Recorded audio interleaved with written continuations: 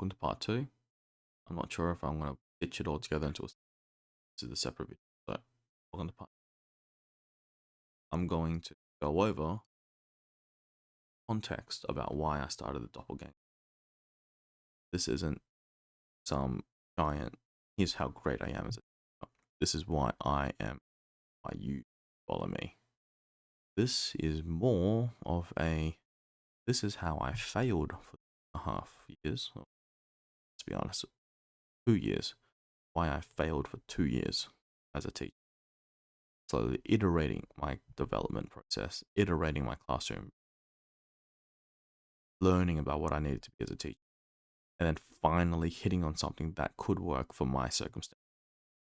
And then over the last few days, I've shared it with a few teachers, and they've said that this is a completely new process, something completely different, and they want to try it.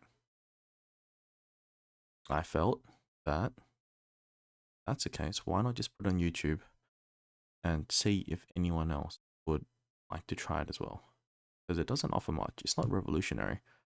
It's just asking you to use the tools you already have and teach the same way you already do. Just makes it easy. Just makes it easier for you. I can promise you that as someone who's been doing it for roughly 6 months now.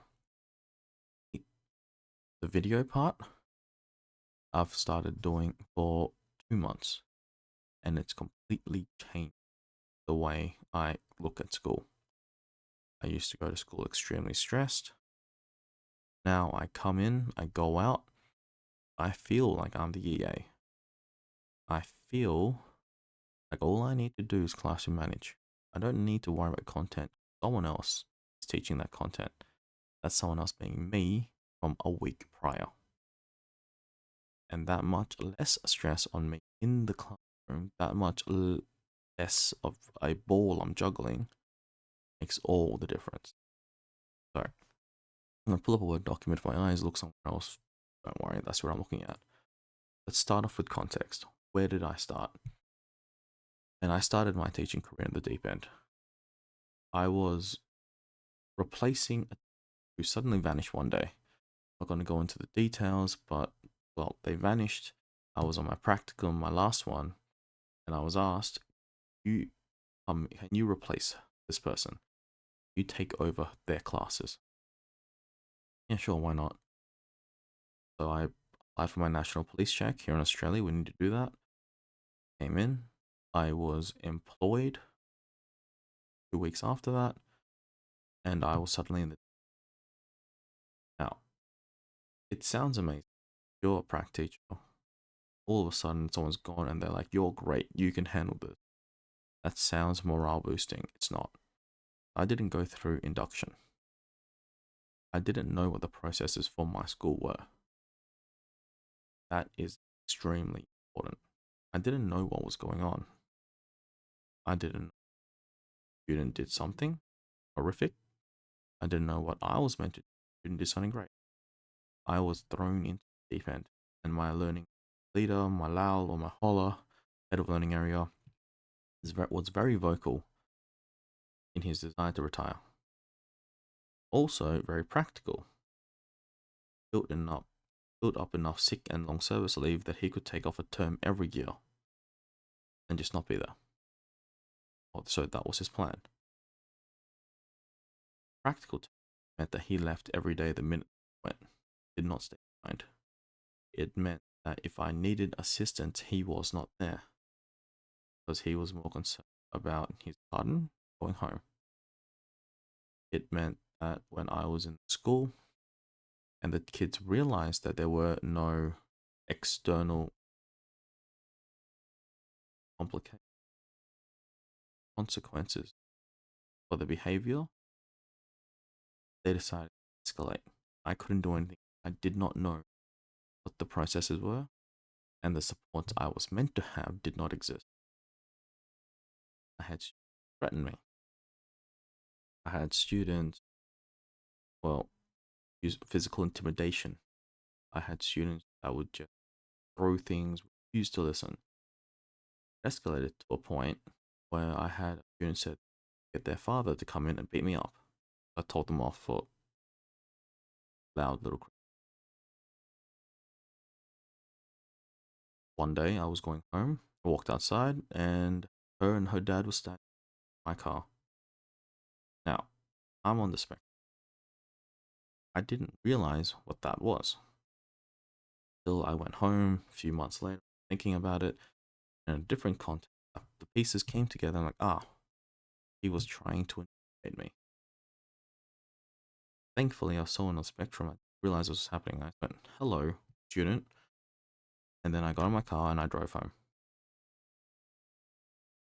Best part about all this was that when I was observed by my holler, his advice was, "Have you tried planning better lessons?" That was not a good place. And my first 6 months of teaching, they then downsized the department because they cut all higher level HAS. I'm a HAS teacher.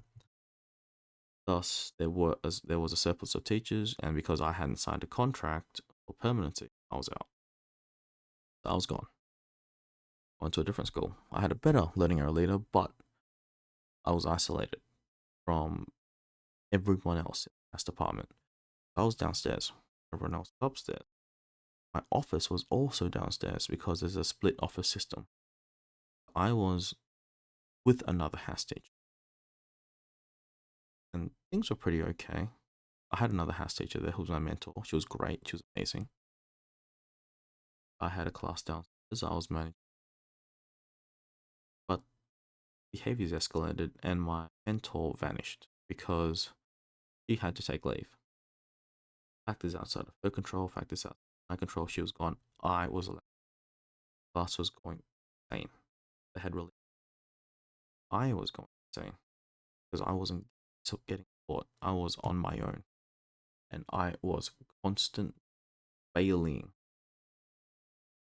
I was they were not. I was trying to update my strategies. I was not succeeding. Every term was a radical reinvent. Constantly trying to better and better and better in order to engage these kids that could not be engaged because it was not working. So I was flailing. My holler was there sometimes when the kids escalated too far, they would get suspended. But she was not in person as much as granted all departments got nuts. Kids were pretty terrible. Then new holler. This one shifted me and my classroom upstairs to join the rest. And I was a little annoyed at the time. I'm like, yeah, right, I had to move all my stuff. But I had a lot of support. My classes were still shit, but I had a lot of support. I was mentally collapsing in some places. At the end of the second term, I was like, do I want to be here anymore? Okay? So I just want you to understand, dear viewer, that this is not coming from a place of I have not struggled. This is not coming from the place of someone who's going, I had an amazing teaching career, got all the best schools. Here I am showing my amazing wisdom. This is coming from the place of someone who struggled for his entire teaching career, finally hit on something that works. The other teachers would work for them, and they try. And I wanted to share it with some of the rough, rough in the wild out there. So, part two. See you in part